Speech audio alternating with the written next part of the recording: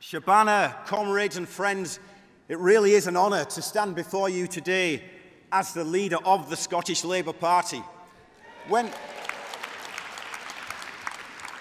I stood for the leadership of our Scottish party last year, journalists kept asking me two questions. The first was, can somebody born in England be the next First Minister of Scotland? Well, for the sake of all of those people in all of those communities who need Labour government's conference, I fully intend to be the next First Minister of Scotland.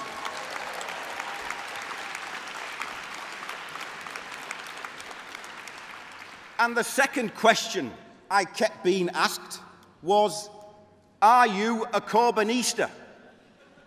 So I confessed that I voted for Jeremy both times, because the people of Scotland need a Jeremy Corbyn-led Labour government to tackle poverty, inequality and a failing economy, just as much as the people from every other community represented at this conference. Because I tell you this, we know that the forces that threaten the life chances of children growing up by the Mersey are the same ones that threaten the life chances of children growing up by the Clyde.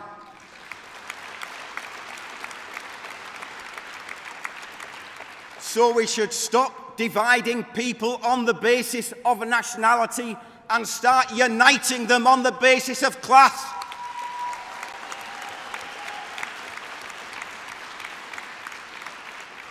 Because the real division in our society is not between Scotland and England.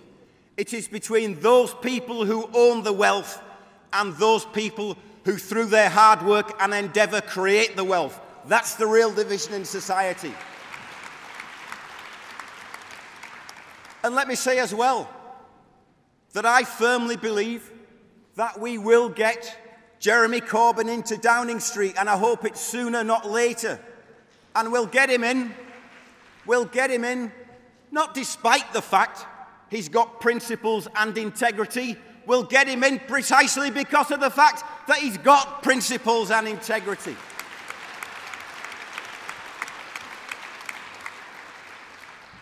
I was elected on a platform of public ownership, of anti-austerity, and of a redistribution of not just wealth but power, on a conviction that the days are long gone when we could tinker around the edges or manage our way back to power, that the time has come for real change. And I am even more convinced now than ever, after a summer spent travelling the length and breadth of Scotland, from Stranraer to Shetland, from Aberdeenshire to Ayrshire, holding public meetings, visiting and meeting with workers, with trade unions, with community groups and businesses. Real change is needed. And let me say at the very outset, we don't need another independence referendum to change Scotland as far as I'm concerned.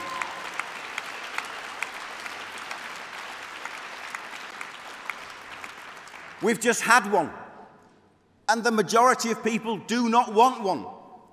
And as we meet here this week with the prospect of a general election, I can make clear today that the next Labour manifesto will oppose another independence referendum.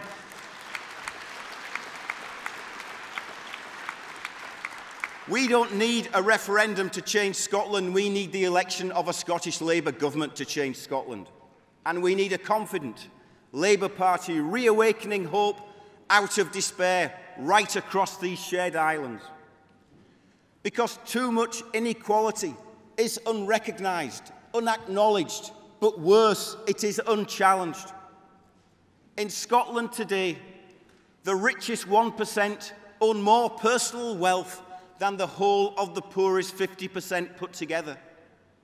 So instead of a fervent devotion to inequality from the Tories and timidity and mediocrity from the Nationalists, it is time for moral courage and audacity from Labour, which is why I have said that the time has come to consider a wealth tax. a 1% windfall tax on Scotland's wealthiest 10% would raise £3.7 billion to invest in public services. And it is why I am saying today that Labour has unfinished business on land reform. Labour abolished feudalism in the first term of the Scottish Parliament.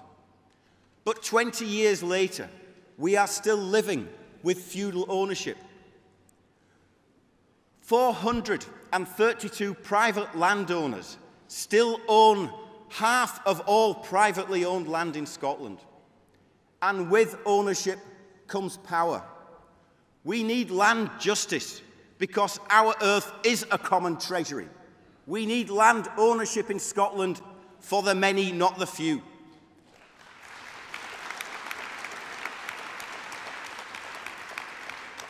And we need this in the economy too, which is why we want workers to have the statutory right to buy the enterprise they work in when it is put up for sale or facing closure.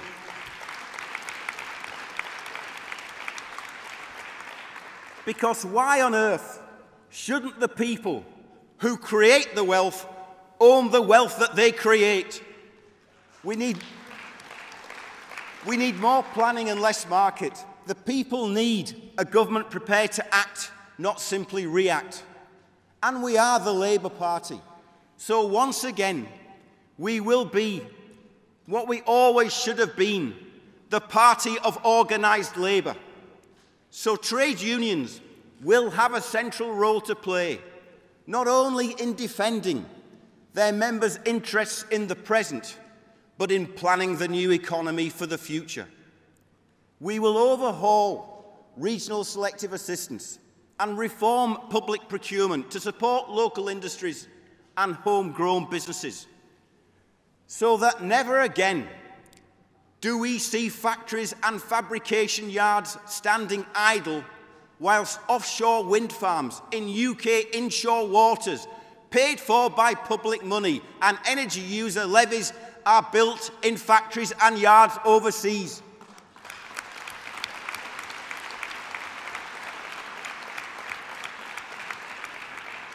And the redistribution of power means something else: constitutional reform.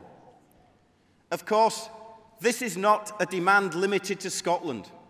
There is restlessness in England for more powers at a local and regional level. So let me make it clear from this conference today that a federal Britain with greater powers for the Scottish Parliament is the radical solution that I want to see.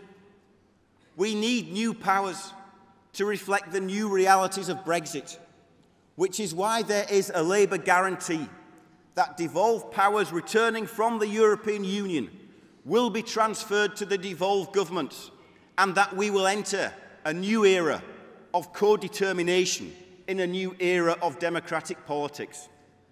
So our task in this party is to reinvigorate politics. It is to build up our movement for democracy and socialism. It is to lead a manufacturing strategy as part of a plan for jobs and industry, which goes beyond the market, which has a regional dimension, building a full employment economy, tackling climate change, providing decent homes, bringing an end to PFI, and heralding a renaissance in public ownership. And our mission to end once and for all child poverty, to eradicate health inequalities, to invest in a national health service free at the point of need, to bring dignity in retirement to our pensioners, and all based on a socialism which is both visionary but practical and rooted in the daily experiences of working people. So we are a radical party of change once more.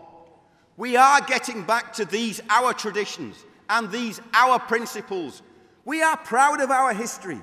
We are proud of our socialism, which goes back to Keir Hardie and the pioneers. And my final appeal today to anyone watching this, listening to this, is if you share our vision of change for Scotland, come and join us. Be part of this movement for real change. Because in the end, We write our own history. And if we stick to our convictions and have the courage of our convictions with new energy, but rediscovering our old idealism, we will not only win again, we will deserve to win again. Thank you very much.